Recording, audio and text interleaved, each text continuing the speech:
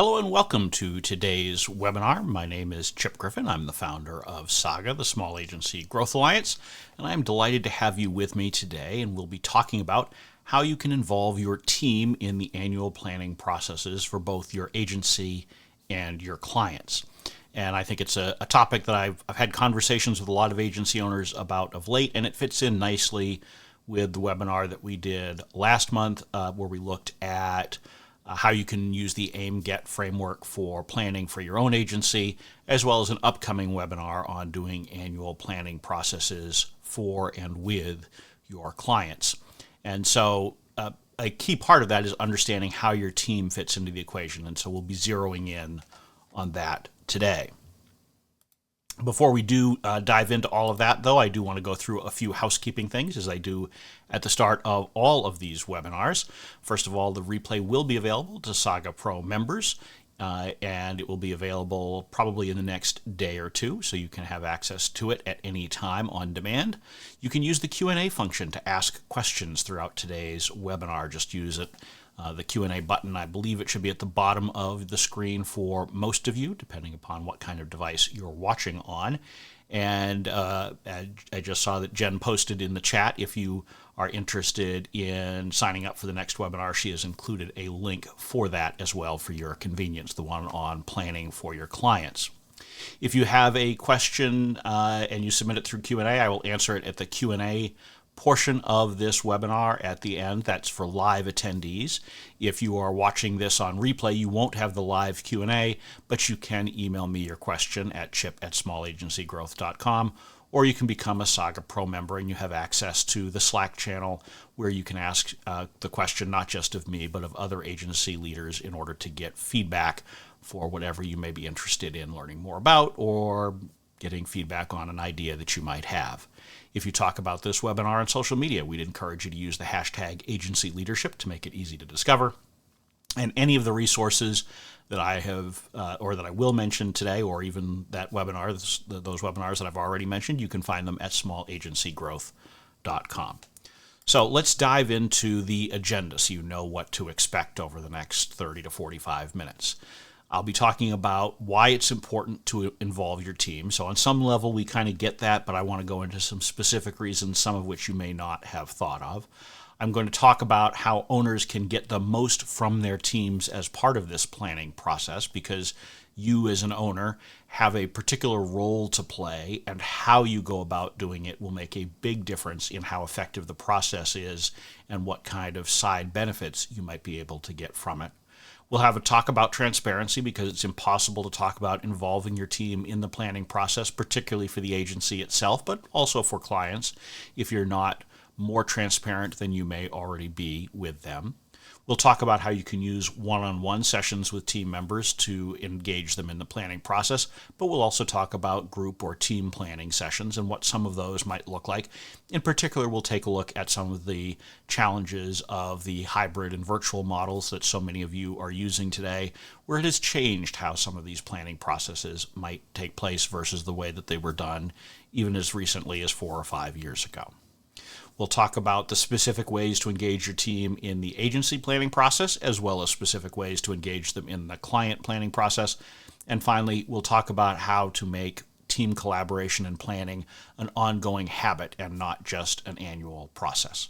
So that's what you should expect. As I said, if you do have questions, feel free to use the Q&A function throughout, and I will take those during the Q&A session at the end. And without further ado, we will dive right into it. So let's start by talking about why it's important to involve your team, because if we're going to agree on the fact that you ought to be doing it, we need to know why, because that helps drive an understanding of what the process should look like and how you can get the most from it. And so the top of the list is always better ideas, right? That's the natural inclination to involve more people in planning as you get a variety of additional ideas into the mix. And so obviously that is very helpful, and that is something that you should be looking to do. But if you involve the team in the planning process, there are additional benefits that you get and you should be thinking about and structuring in order to achieve them. For example, it can be used to strengthen your relationship with your employees, because you're now treating them as maybe not full peers because they're not equity owners in the business in all likelihood, but you are treating them as the talented individuals that they are, and you are respecting their viewpoints, and you're honestly engaging them in a discussion about where the business should be headed and how to get there, where your clients should be headed and how to get there. But it also is a process that can help strengthen the bonds between individual employees. And this is particularly important for those of you who are using a virtual or hybrid model, because you may not have many of these opportunities where you're coming together in a more wide-ranging conversation. And if you're able to do it in person, and I'll talk about why it's important to try to do at least some of these sessions in person, it gives an opportunity, if you structure it right, for the team members to have some of those more casual interactions that will strengthen how they work together over time. And I'll share some specific examples of what you might think about doing when we get to that portion of today's discussion. It also can be a way to enhance the overall performance of the agency, of the work you do for your clients, and for the team itself. And the reason for this is because the more that your team understands about what they're doing and why they're doing it, the better they can make their day-to-day decisions. And so I think one of the things that a planning process is useful for is getting everybody onto that same page, leveling the playing field, if you will. Because so often if we're an individual team member, let's say 30 years ago when I started out as a junior account executive, and I'm finding out this is what we should do, and I sort of say, yep, that's what we should do, but I never take the blinders off and take any kind of a look at the bigger picture. And so I may be making decisions on a day-to-day basis in my role that may not really be in the best interests of the agency or our clients, because I don't know what that picture looks like. And so I don't even know that I should be flagging it for my supervisor. So by engaging your team, you're able to enhance the performance on an ongoing basis and not simply put together a planning document itself. In fact, I often tell people that any kind of a planning process, whether it's putting together a business plan or an annual budget or a strategic plan for the business or a client, it's the process you go through, the conversations that you have, the thinking that goes into it that matters more so than the end document that you put on the table at the end of the day. And finally, I would tell you that by engaging your team in the planning process, you're going to improve your own morale as an owner in all likelihood. Because one of the things that I find with most small agency owners is they feel a bit lonely within the business. They don't really have a lot of opportunities to engage on the bigger picture conversations about where the business is headed. Because if you're a solo owner in particular, you're not spending most of your day talking with team members about this. You don't have business partners to talk to about it. You don't have a board that you're talking to about it. You might talk to someone like me or another advisor who's filling that role and being the sounding board and being able to work with you. But most of the time, you are not having those engaged conversations. And so by having these team planning sessions, you're able to engage in that higher level thought process, not in your own mind, but rather with other really smart people, because presumably you've hired really smart people around yourself. So I would encourage you to do it because it helps you achieve these results, but it also makes you feel better in the end. And at the end of the day, if you are feeling better about your business, it will perform better. So now let's talk about what you need to be thinking about as an owner in order to get the most from your teams during this process. And I think that you need to remember that you are really setting the tone for the whole engagement. And so my first piece of advice to you in planning is don't talk. And I don't mean that literally, don't ever talk, but I kind of do. I mean, just zip it. Because part of the problem is that as an owner, once you have put a stake in the ground and offered your opinion or perspective, it makes it much more difficult for particularly more junior employees to speak up and offer a contrary point of view. And so and this was really tough for me to learn in my own businesses over the years. And I really had to condition myself to remember, whether it was an annual planning process, a quarterly planning process, or even just a weekly staff meeting, that I should hold my thoughts until the end, because that's how I made sure I was getting the most honest perspective from my team. Now, if it's going off in the wrong direction and you know that there's discussion about something that just is a non-starter for whatever reason, by all means step up and say something. Don't allow a session or the full meeting to go off in an entirely different direction because I told you to keep your mouth shut. But as long as it's a pretty productive conversation, even if you're hearing things that maybe you don't want to hear, that you don't agree with, allow it to continue forward and be really judicious in the degree to which and the forcefulness with which you engage in that conversation, because you don't want to skew the process. You don't want to have an undue influence on it. You want to make sure that you're collecting that information and that you really are making this as collaborative as possible. And part of that means that you have to be open to hearing criticisms of yourself or the decisions that you've made in the past or the direction of the business, all sorts of things. The diversity of opinion that you will hear in a well-structured, well-run planning process is part of the benefit, because it's testing these things out that you may reinforce your own thinking because you hear things and you test it and you say, yep, I understand that's a potential problem with it, but I still think it's the right course. Or it can cause you to say, no, I think you're right and we need to make a course correction, or we need to change this goal or objective and go in a different path. So these are the kinds of things that you need to be open to in order to be successful. And remember that your actions here do speak louder than your words. So you can't just say, hey, I'm open to ideas. I want you to. It's a very common thing for agency owners to say to their teams, look, I want you to disagree with me. I want you to offer your honest opinion. But if every time an employee offers their honest opinion, you immediately shoot them down or make them feel less than or make them feel like they're just wrong, it's not going to encourage that kind of behavior in the future. So make sure that you are really being thoughtful in the way that you're presenting things, because your team views you, you're up on a pedestal. And that's an advantage in some cases, but it's a disadvantage in others. So in this planning process, you want to bring yourself down to their level as much as possible so you really have that healthy give and take that you can have in all sorts of different planning environments. And finally, remember that the best idea can come from anywhere. It could come from an intern on your team. And so you should be open to that as well. And it's one of the reasons why you want to make planning as expansive as possible within the team and solicit these different points of view.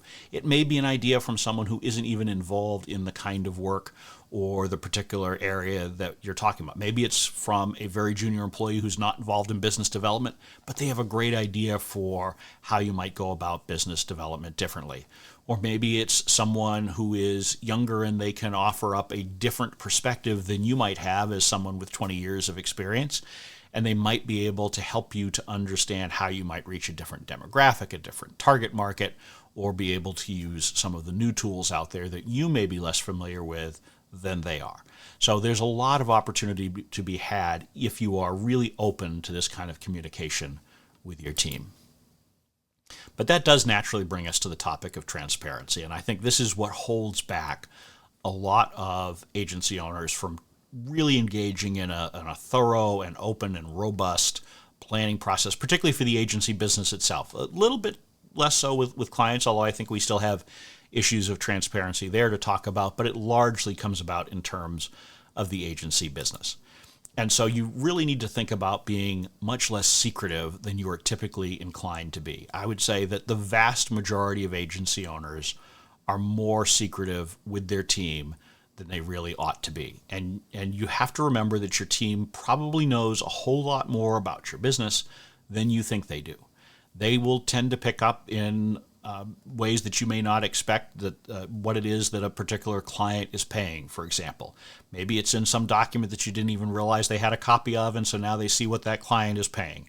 And so you thought that you were holding it back, and yet they still have that information. I would rather share that information so that they're aware of it. Certainly anybody who is involved in managing a client on a day-to-day basis, they need to know what is the scope of work, what does that contract look like, what have you promised, and also what are they paying? Because the only way they can help to control costs in a reasonable way is to understand what their revenue is, what the expected spend is against that, and how they get there.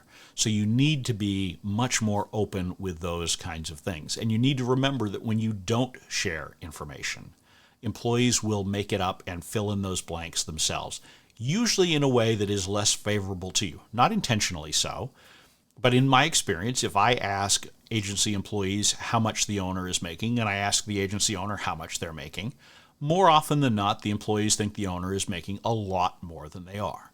Now, that doesn't mean that I think that you ought to run out and disclose to all of your employees how much you personally make from the business.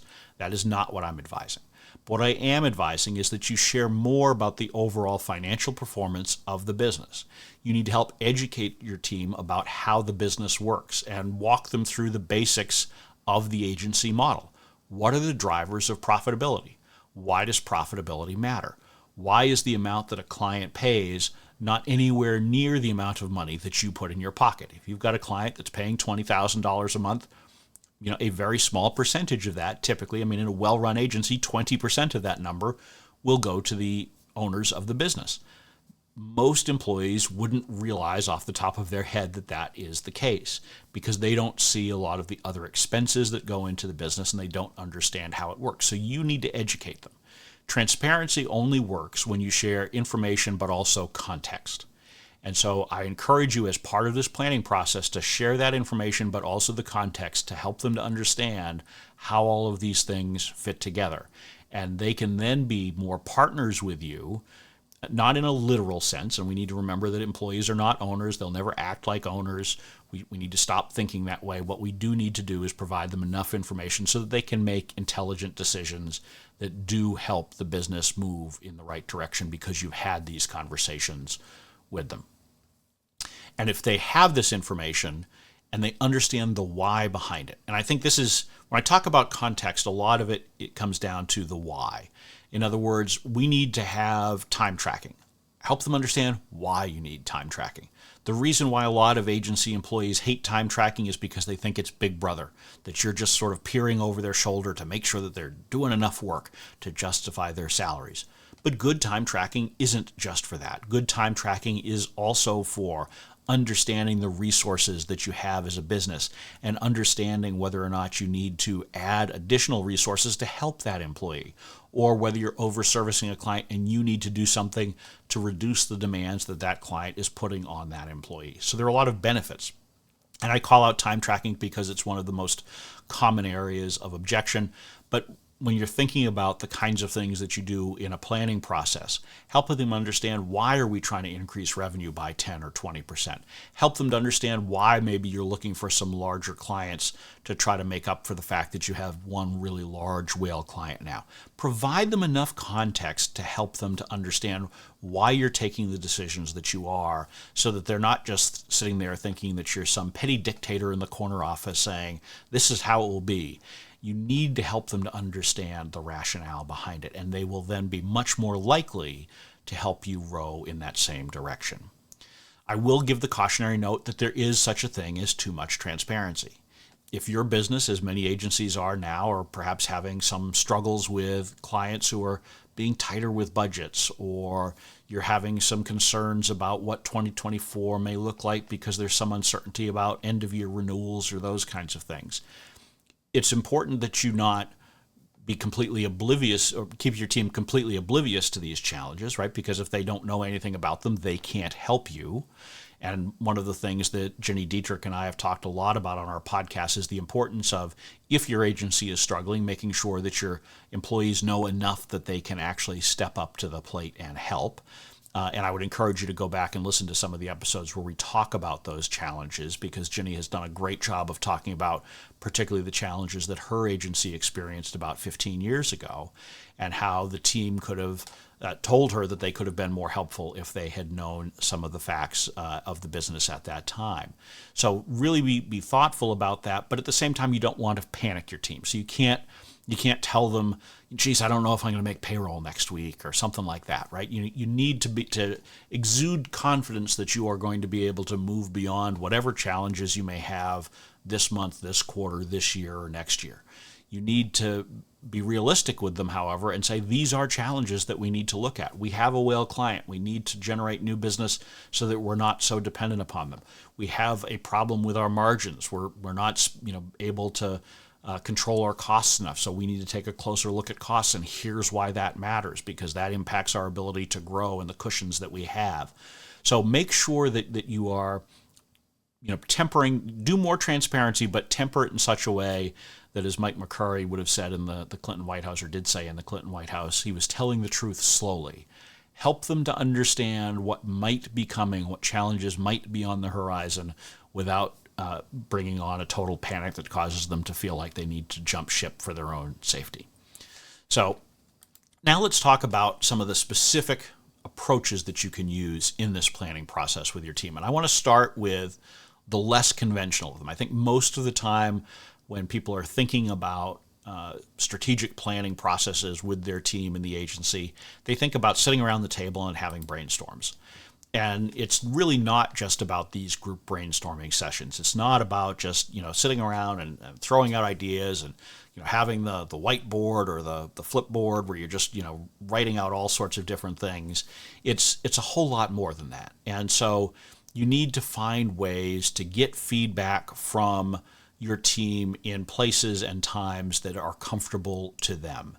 And so part of this is finding an opportunity to engage with, depending on the size of your agency, either all of your employees on a one-to-one basis, or key team members. Maybe encourage your managers to have one-on-ones with key team members, where instead of talking about the day-to-day or status reports or all the things you might be doing in your regular one-on-ones, instead you're taking that opportunity to step back, take that 30,000-foot view of the business and your clients. And there are some people on your team who will be far more comfortable sharing ideas, feedback, perspective in a one-on-one environment than they will in a group setting where they feel like they're being judged not just by you, but by others on the team. And so you want to encourage people to throw out ideas, even if they don't necessarily feel like they are the most exciting thing or maybe the best idea. You want to encourage as much of that as possible. And so you want to tap into all of the expertise that you have on the team, because you have team members, presumably, who are more expert in certain areas than you are. And so you want to make sure that you're really using these one-on-one sessions to drill into the specific expertise that you know that they have. The group settings are often an opportunity for people to get outside of their normal comfort zone, their normal lane. The one-on-ones are where you can tap into their expertise most directly, because you can say to someone, if you've got a social media expert on your team, what do you see? Where are things headed? What should we be specifically thinking about in this area? And really tap into the work that they're doing on a day-to-day basis in order to get the richest flavor of information that you can. These one-on-one sessions are also a great way to make individual team members feel appreciated and respected. And we talked about that as being one of the benefits of doing this kind of process where you're involving your team in planning and not just going it alone, not just doing it with your senior leadership team. But these one-on-ones are often a really great way to put some extra shine on that and to really put the spotlight on those individuals who are able to help you, but maybe don't get that same recognition on a regular basis. Maybe they don't get to spend a lot of time with you one-on-one if they're not one of your direct reports. So take advantage of it whenever you can. And then finally, I would suggest to you that you need to think about the timing of these one-on-one sessions for planning purposes. You may use them before you get together in a group setting. You may use them after. You may do some mix. I don't think you need to talk to every employee one-on-one before and after your group session, unless you're really small, in which case it may make sense. If you've only got 3 to 5 employees, maybe it makes sense to have a before and after one-on-one with each of them talking about planning issues. But think about each individual and how they're most likely to react and where you think they can offer you the best value. So, for example, if you've got someone who is comfortable speaking up, maybe they're a happy contrarian, as I sort of think of myself and have thought of myself in organizations. I've never really had a problem in a group setting of offering an opinion that I didn't think was popular. So maybe with someone like me, it wouldn't make sense to have me in on a one-on-one beforehand, but maybe after the group meeting makes a lot more sense, because then I can work with the owner to poke holes, or my boss at the time to poke holes. So those are the kinds of things that you might think about strategically, how to use them and make sure that you're maximizing the time that you have available. And not every employee will fall into the same bucket. Some may be before and after, some may be before but not after, and vice versa. So just think about how you use that timing to get the most out of the process. But now let's talk about the heart of it, those group sessions that really are what people think about when you think about team planning. And so obviously things are a lot different today than they were when I was first in the agency world 30 years ago. It is so much more common for most of you to have either entirely virtual or hybrid operations. And so that means that you may have team members who are almost never together with you in person. And I do think that you can do strategic planning on a remote basis. I do this on a regular basis with agency owners as part of my consulting work. But I do think there is value, particularly when you have a team, to come together on a periodic basis in person, even if you are in far-flung places and don't actually get together with any particular regularity. And so I would suggest that if you've got an entirely virtual or a hybrid team, I would try to use your planning process as a reason to get together at least once a year. Maybe more like on a quarterly basis would be ideal. Kind of depends on how many team members, what the expense is to bring them all in, and how much sense it all makes. But I would think on at least an annual basis, you would want to look at bringing everybody together in person. And that gives you an opportunity to have these planning sessions sort of in the traditional way where you're sitting around the table with that whiteboard and the flipboard and putting all your thoughts down and sharing ideas there together. But it also gives you an opportunity to have coffee breaks and lunches and dinners and things like that where you're able to engage in a much more informal way with each other. And going back to the additional benefits of a planning process that I talked about earlier, that's where a lot of those benefits come in, because it's an opportunity for team members who maybe don't interact with each other a lot on a weekly basis through Zoom or Teams or whatever. They get together and they have these conversations, and maybe they generate some ideas, but maybe they just strengthen a personal bond between them, which can help to address potential issues. It can generate goodwill that helps to resolve issues going forward.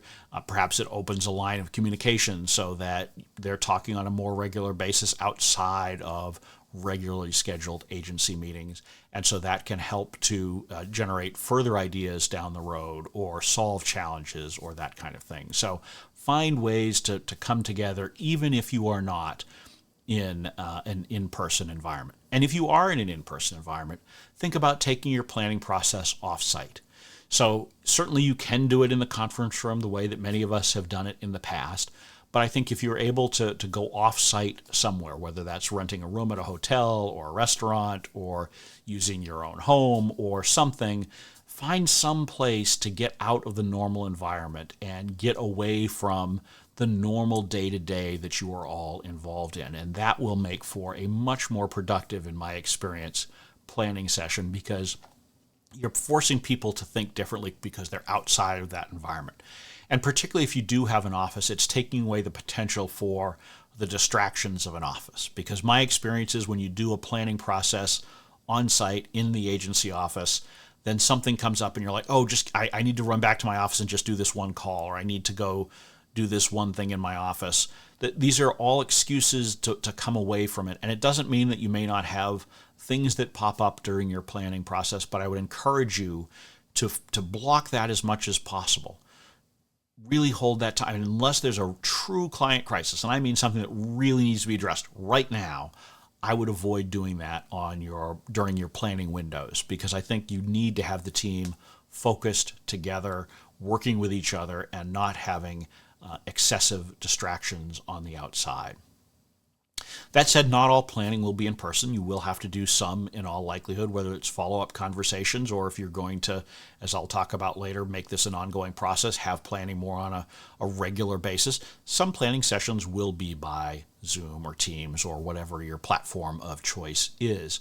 And so you can certainly do those effectively there. I think in those cases you may need to look at perhaps regulate the number of participants in it. So, if you're an agency of 5 people, you can certainly do it all together in a virtual environment.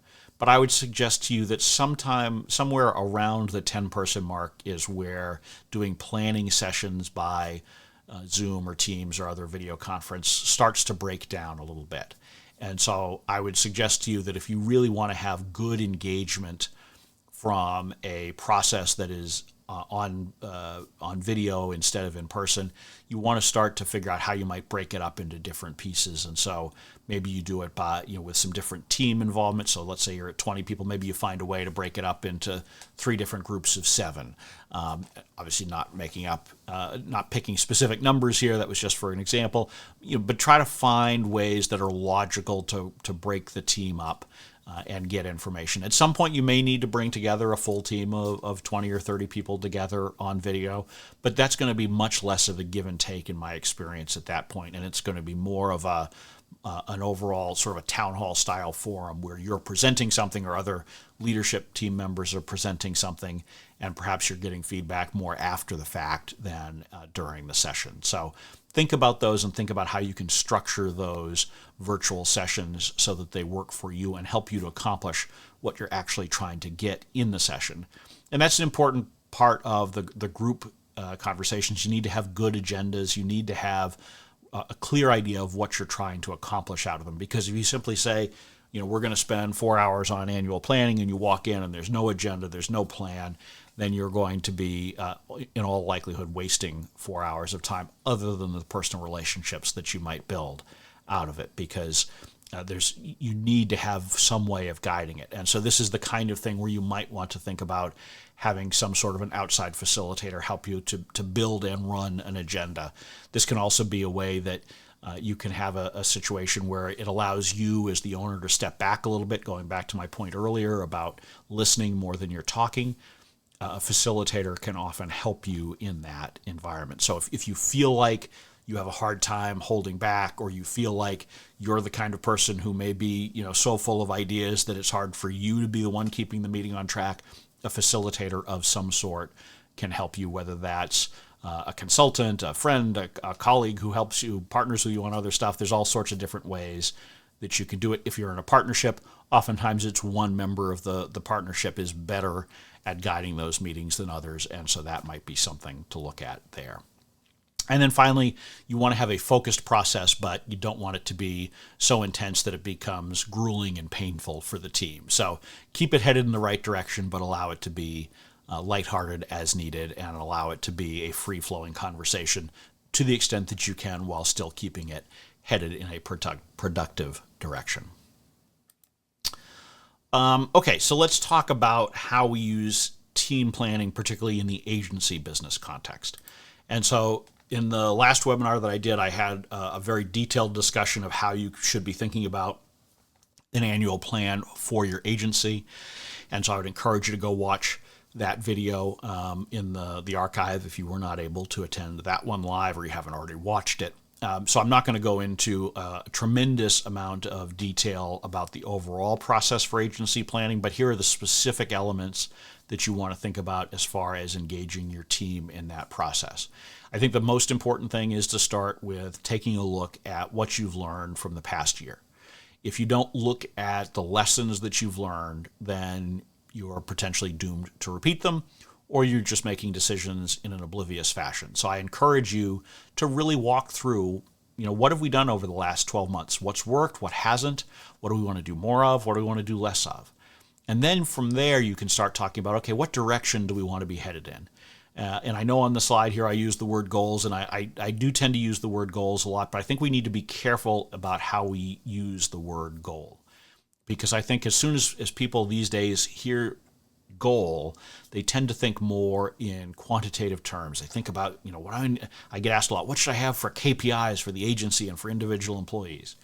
And this is one of those things where I will tell you that in my experience, you're better off setting a compass direction for the business and for the individual team members and departments than you are in putting together specific GPS coordinates about where you want to be at specific dates and times. And the reason for that is simple. So many things, particularly in a small agency, come up, and there are both challenges and opportunities. And if you are too rigid in how you set goals, you may get those actual goals, but you may also then miss out on opportunities or miss out on the ability to head off challenges before they become bigger challenges. So set that directionality. Get an agreement from the team. Make sure that you are working together so that everybody understands, here's where the agency is headed. This is what the agency we think is going to look like 12 months from now, what we'd like it to look like in terms of what kinds of clients are we pursuing this year. Maybe it's the same as what we've always done. Maybe there's some evolution. What's the evolution in the service offerings that we have or pricing? All of those things are important. And so helping the team to understand the directionality of the business itself. You want to make sure everybody's on the same page. And then you start breaking that down to more granular levels, starting with whatever teams you have within the business. That could be client teams, it could be service offering teams. It really depends on, again, whether you're 5, 10, 20 employees. It's going to be a little bit different based on what kind of small agency you are. But it gives you an opportunity to start breaking down the component parts of that directionality so everybody understands what their team's role is within it. And then, of course, breaking that down to understand what your individual role is in it and what do you need to be doing in order to help get the business headed in the direction that everybody has agreed on as part of this strategic planning process. And I think if you do that using, as I say, the compass direction instead of the GPS coordinates, it really allows you to sit there and 3 months from now, take a look at what's actually happening and say, okay, we've added clients faster than we thought. That gives us an opportunity to accelerate where we're going to be. And so we'll be at a GPS coordinate far beyond what we thought we would be at. Alternatively, perhaps you lose a significant client, and so that causes you to have to make some adjustments, but maybe good adjustments. Maybe it's a significant revenue client, but not a profitable one. And so maybe there's a silver lining to that sort of thing. And you want to make sure that you're finding ways to take advantage of this. And it's one of the reasons why later I'll talk about the importance of planning being not just an annual engagement, but also something that you do as a habit on an ongoing basis. The other place that we're talking about, obviously, is on the client side of things. How do you put together annual plans for them? And I've got a webinar, as I mentioned, coming up that will talk more, more detailed fashion about how to put together annual plans for and with your clients. So I'm not going to go into huge detail again here on that, but I do want to talk about how you engage your overall team in the client planning process. So in that webinar, we'll talk more about the specifics within individual clients. Here it's how we're bringing the whole agency together to help. And so part of that is that I think you should be having your individual client team leads within the agency sharing information about what they've done for a client over the course of the last year. Same kind of exercise at the agency level, but just more granular and focused on the individual client. What worked? What hasn't? What would you do differently? But it's also an opportunity for the other client teams or others in the business to hear about different things, and it may give them ideas for things they could do with the work that they're doing, the clients that they're on, the projects that they're on. Or it may provide an opportunity for them to make suggestions and say, oh, I hear that you're saying that you were having challenges in getting coverage from these kinds of outlets. Maybe here's something that we tried on a different account that might be something for you to think about for next year's plan for the client that you're leading. So sharing this information is often a good way for everyone to learn from each other and cross-pollinate ideas in ways that may not happen on a regular basis, because in any agency, even if you're only at 3 or 4 employees, you tend to have everybody's kind of in their own silo, whether it's just the specific kind of work they're doing or the clients that they're working on or whatever, and they don't have as much exposure to the rest of the business and the other ideas that the team may have. So take advantage of this annual planning process in particular to shine a spotlight on that, and it allows everybody to really contribute across different clients and kinds of work. And I think if we're learning from each other, then it also helps us to think more carefully about how we're structuring things within the client work for taking the business in the direction we want to. So I encourage you to do your agency planning before your client planning process. And the reason why I encourage you to do the agency planning first is because you want to know where the business is headed. And so if you're making a strategic decision that you want to lean into a certain kind of service offering or pull back from another kind of service offering, those are important things to consider as you're putting together annual plans for clients, because you want to make sure it's consistent. If you say, I want to pull back on, on events and I want to lean into social media, then you don't want to be putting together a plan for a client that does a lot more events than you've done in the past and a lot less social media.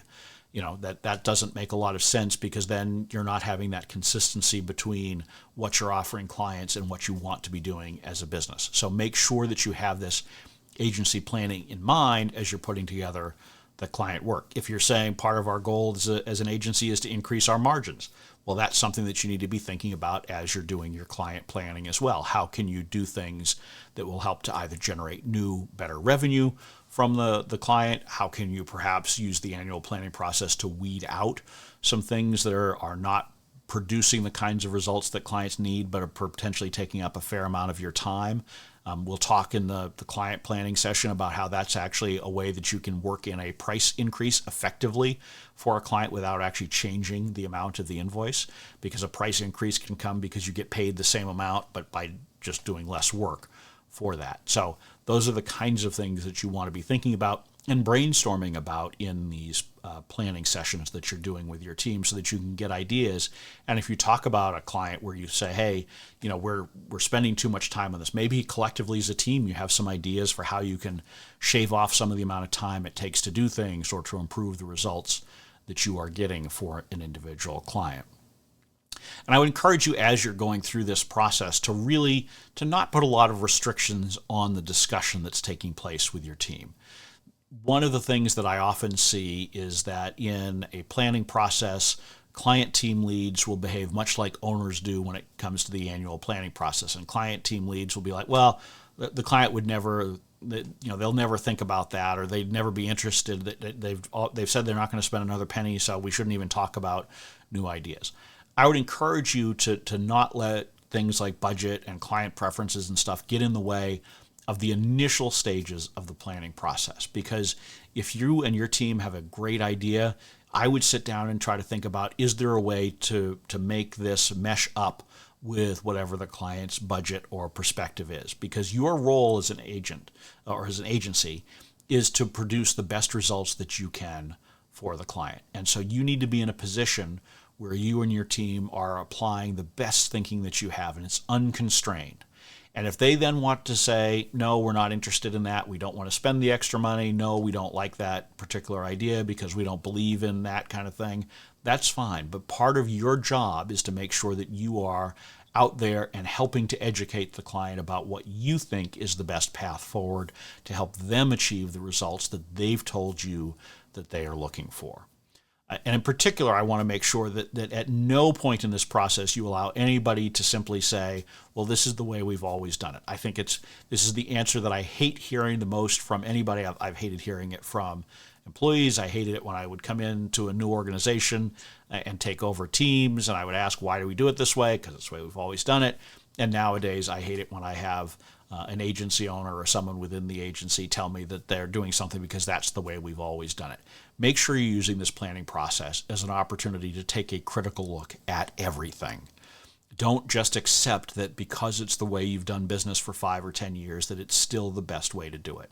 And encourage your team to, and I hate this term, think outside the box, because that is how you will start to come up with some of the better ideas and really take advantage of the fact that you're not doing this in isolation. You're not just doing this sitting at your own computer on a laptop in a dark room and you're coming up with your own plan. You're actually engaging the team. Take advantage of that to find these new ideas. Even if they're ones that ultimately get rejected by a client, they are still the kinds of things that it will help you, whether that's putting together better plans for other clients or prospects or those kinds of things. So really have as free and open a discussion as you possibly can. And then finally, once you've come up with the ideas, you then do have to make a reasonable decision about how hard you will push some of these ideas with clients, how far you will push in order to right size an engagement so that it is profitable in the way that you want it, or that it's actually producing results that you know make a difference versus ones that you're simply ticking a box to keep the client happy. You do have to make rational decisions at the end of the day, at the end of the planning process, how you're going to use the information that you've gathered. But don't hold back during the process itself, because then you will likely find that you have tucked away potentially useful ideas that you could take advantage of to make your agency better and to make the work that you're doing for clients better. So the final point here before we move into the Q&A session for those of you who are attending live is to talk about making collaboration a habit. It really needs to be that you're not just bringing the team in on an annual basis and saying, I need your help. We're going to put together these plans for the agency, for the clients, and I want your feedback. I want your ideas. This really needs to be something that you're doing on an ongoing basis. And some of this is by having structured processes throughout the year to review and update plans and have this kind of collaboration and engagement on the direction of the business and the direction of clients. But part of it is just in the general tone that you're setting. And so this is why I think I'm going to make another plug for what I think is one of the most valuable tools that any agency has. That's the weekly one-on-one between every manager, including the owner, and all of their direct reports. It's why no manager should have more than 5 direct reports. If you can't count them on one hand, it's too many. Because if you do that, then you can't have these weekly one-on-ones without fail. Have those weekly one-on-ones. That's an opportunity to continue the strategic planning process. Yes, most of it's going to be more on the tactical and the day-to-day and the grind, but some of it inevitably, if you're doing this consistently, will become more strategic. But find ways throughout the year to have more team collaboration. Make sure that you're providing quarterly updates to your team on the performance of the business and how you're making progress against the direction that you all set in the annual planning process. And this is where transparency comes in. Figure out how you can get enough transparency into this process so that they understand where you're going. Maybe it means that you talk about revenue and expenses in percentage terms, up or down, those kinds of things. Maybe you do share the top line revenue and expense numbers.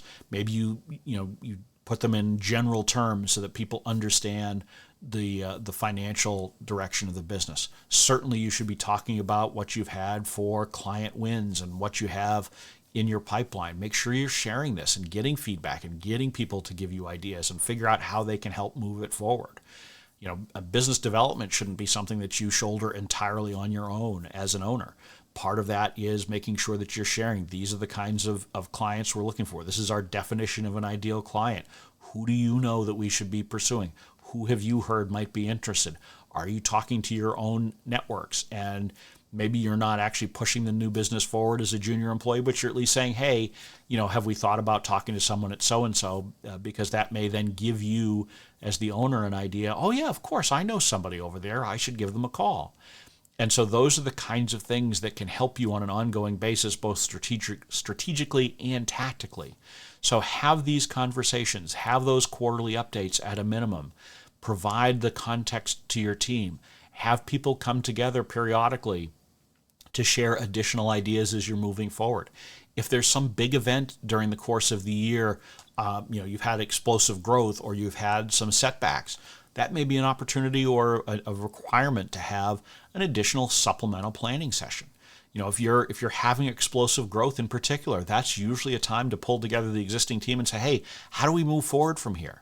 And it's difficult because when you're having a lot of growth, you often start to panic and just start running around saying, how do we get more resources? And you throw stuff in, but it's not really with a plan. And so you want to make sure that you're taking advantage of your team to help guide you in those processes, even if it means taking some valuable time out from trying to just drink through the fire hose of business that maybe you have suddenly found yourself in. If your business is down, of course, that's a time to bring the team together and try to figure out how can we all collaborate and move us, get us out of the hole that we're in, whether that's in terms of our expenses are too high, our revenue is down, whatever kind of challenge there might be. Bring everybody together. Use your collective minds to come up with a solution rather than just relying on yourself as the owner to come up with a solution. You also want to make sure that you're having learning opportunities throughout the year. So that might mean those sessions I talked about where you have client leads present about the work that they're doing for clients. Maybe you do that on a regular basis. Maybe once a month you have a client lead present at a team meeting to the rest of the team, what they're doing, what's been going on, what's on the calendar ahead. And that's that opportunity to have some of that collaboration. Maybe you do some lunch and learns throughout the year, even if you're virtual. Maybe everybody gets together for quote unquote lunch over Zoom and someone presents on a topic, or maybe you have a roundtable conversation about AI or the future of Twitter/X and what it means for your clients. There's a lot of things that you can do to have this kind of collaboration be an ongoing thing rather than simply a one-off annual process. You also want to think about how you're working to consistently gather feedback. And so particularly as you grow, you want to make sure that while you're not doing one-on-ones with every team member every week, sprinkle them in throughout the course of the year so that you do have an opportunity to engage with people that you might not on a regular basis, because that's where you will get both strategic and tactical feedback, as well as feedback about the business itself that may be useful to you. Just little things like, it may be intelligence about, maybe they hear about an employee who's unhappy, or maybe they provide feedback about a manager who could perhaps use a little bit of mentorship for you to help them grow and manage more effectively. All of these things can happen if you're being proactive, if you're finding ways to engage and listen to the feedback from your team. And so bring it all together, have this as a regular process, find ways to build in real conversation amongst the team on an ongoing basis, and you will see much better results from the business. And I realize that I've gone very, very long here on the presentation side of things, so I will not do a formal wrap-up as I usually do, because I do want to make sure that I'm leaving time for as many questions as we can squeeze in here before we run out of the hour ahead. So if you have questions, feel free to submit them in the Q&A function if you're attending live. If you are watching this on replay, this is where the replay will conclude, but you can send me an email at chip@smallagencygrowth.com, and I'd be happy to try to answer it. Or, of course, as I mentioned, you can become a Saga Pro member and ask questions in the Slack community and get feedback not just from me, but other owners. So for those of you watching on replay, thank you for watching. For those of you live, we'll jump into Q&A in just a moment.